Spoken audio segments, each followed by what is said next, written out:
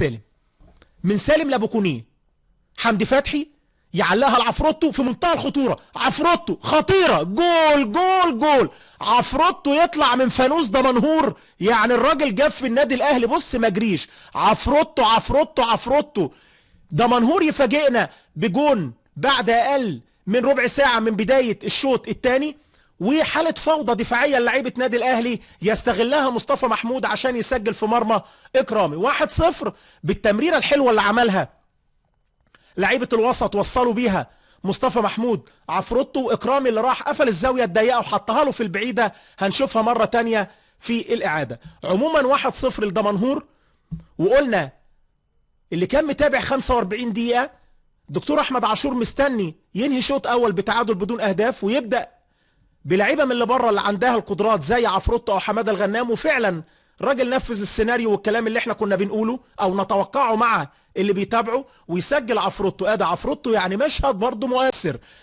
يعني الكابتن علاء ميهوب نفتكره كلنا نجم النادي الاهلي في الثمانينات وبدايه التسعينيات، كان انتقل للنادي الاولمبي وسجل في النادي الاهلي في مواجهتهم، والراجل بكى كده وزعل. وادي برضه عفروتو لو الكادر جه عليه، وده انتماء وحب للفانيلا. الاحتراف موجود وبيحترم الفرقه اللي بيلعب لها الراجل، واجتهد وسجل جون، انما حب النادي الاهلي موجود. عفروتو بيسجل وياخد معاه تعاطف جماهير النادي الاهلي بعد هدف دمنهور، وتقدم الاهلي تاني وعدل دمنهور. وادي الكره البينيه عملها له الراجل ايه، حمدي فتحي بلسم، تمريره حلوه حلوه، اول مره تتعدي الوقت بقى عشان نتكلم عليها. ومصطفى عفروتو بخبرته بقى، الوقت اللي لعبه في الدوري 3-4 مواسم سواء مع الاهلي، راح فتره المقصه شور اللي كان ممكن يلعب افضل من كده، انما تيجي فيه المدافعين. محمد هاني على اي من قريب جوه ال 18 خطيره مش ممكن، جول جول جول، 1-1.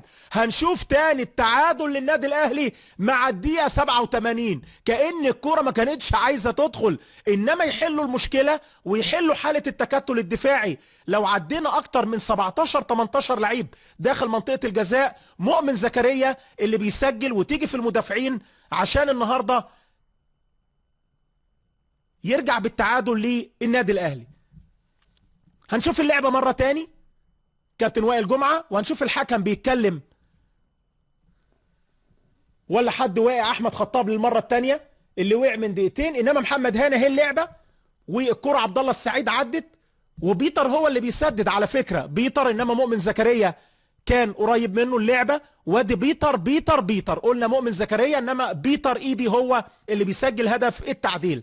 يعيد التسجيل لنفسه بيتر ايبي في لقاءات النادي الاهلي. وعلى الارض احمد خطاب اللي عمل مجهود كبير في الشوط الثاني، انما بيتر يقدر يفض الاشتباك داخل منطقه الجزاء. اسلام عاوز يظبطها، محمد رزق سلم حلو قوي لمحمد حمدي، ويقف على الكوره لمؤمن في منتهى الخطوره، مؤمن زكريا خطيره، جول جول جول، عبد الله السعيد. ويبقى الكبار كبار، عبد الله السعيد ومؤمن زكريا اللي افتتح فرع النادي الاهلي تهديفيا في لقاءاته اللي فاتت، النهارده بيعمل واحده بلسم لعبد الله السعيد. 2-1.